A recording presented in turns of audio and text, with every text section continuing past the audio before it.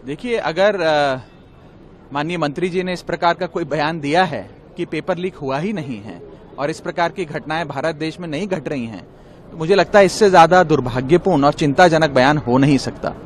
आज इस देश के लाखों बच्चे और लाखों बच्चों का भविष्य अंधकार की कगार पे खड़ा है, क्योंकि पेपर लीक होने की वजह से उनके वर्षों की मेहनत पे पानी फिर गया है।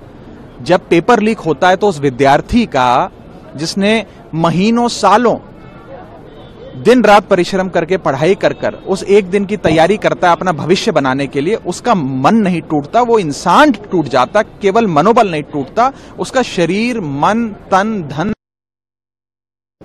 आज उस बच्चे को कितनी चोट पहुंची होगी माननीय मंत्री जी का वो बयान सुनकर। और अगर पेपर लीक नहीं हुआ तो फिर सीबीआई जांच किस विषय पे कर रही है?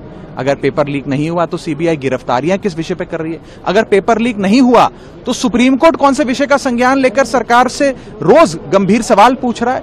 इस प्रकार के असंवेदनशील बयान देना, मुझे लगता है कि उन बच्चों के, उन विद्यार्थियों के जिनके भविष्य पर पानी फेरने का सरकार ने काम किया, उनके जख्म को हरा करने, उनके जख्म पे नमक छिड़कने का काम है। इस बयान का हम खंडन करते हैं और खास तौर पे राज्यसभा में अपने वक्तव्य देते हुए मैंने और हमारी पार्टी ने बड़ी मुस्तैदी से इस बात को कहा था कि इस देश में 2 IPL चल रहे हैं। एक होता है इंडियन प्रीमियर लीग, जो गेंद और बल्ले का खेल होता है, और दूसरा है इंडियन पेपर लीग, जिसके चलते पिछले 10 से 15 सालों में हमने देखा इस देश में राज्य का कोई पेपर हो या केंद्र स्तर का कोई पेपर हो, लगातार पेपर लीक होते गए आए हैं, जिससे लोगों का, बच्चों का और सच्चे ईमानदार मेहनत करने वाले बच्चों का भविष्य अंधकार की ओर जा रहा है। इस सरकार को गंभीरता से लेते हुए इसके खिलाफ सख्त कानून बनाना चाहिए और इस विषय को पहले स्वीकार करते हुए उसकी समाधान की ओर बढ़ना चाहिए। इस प्रकार के असंवेदनशील बयानों से बचना चाहिए।